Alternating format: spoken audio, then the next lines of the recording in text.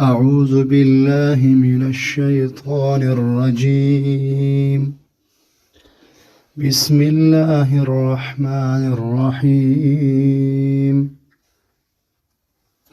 تبارك الذي بيده الملك وهو على كل شيء قدير، الذي خلق الموت والحياة ليبلوكم أيكم أحسن عملا، وهو العزيز الغفور الذي خلق 7 سماوات طباقا، ما ترى في خلق الرحمن من تفاوت، فارجع البصر هل ترى من فطور، ثم ارجع البصر كرتين ينقلب إليك البصر خاسئا وهو حسير، ولقد زينا السماء الدنيا بمصابيها وجعلناها رجوما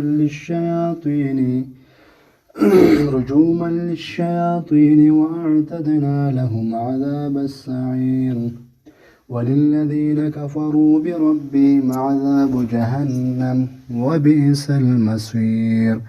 إذا ألقوا فيها سمعوا لها شهيقا وهي تفور، تكاد تميز من الغيظ، كلما ألقي فيها فوج سالهم خزنتها ألم يأتكم نذير، قالوا بلى قد جاءنا نذير، فكذبنا وقلنا ما نزل الله من شيء إن أنتم إلا في ضلال كبير.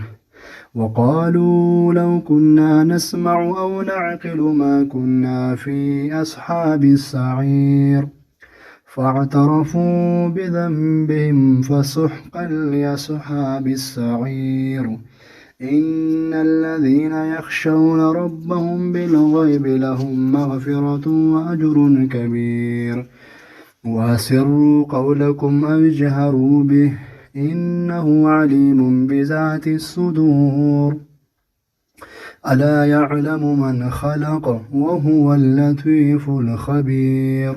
هو الذي جعل لكم الأرض ذلولا فامشوا في مناكبها وكلوا من رزقه وإليه النشور. آمنتم من في السماء أن يخسف بكم الأرض فإذا هي تمور، أم أمنتم من في السماء أن يرسل عليكم حاصبا، فستعلمون كيف نذير. ولقد كذب الذين من قبلهم فكيف كان نكير. أولم يروا إلى الطير فوقهم صافات ويقبضن ما يمسكهن إلا الرحمن إنه بكل شيء بصير. أمن هذا الذي هو جند لكم ينصركم من دون الرحمن إن الكافرون إلا في غرور. أمن هذا الذي يرزقكم إن أمسك رزقه بل لجوا في عتو ونفور.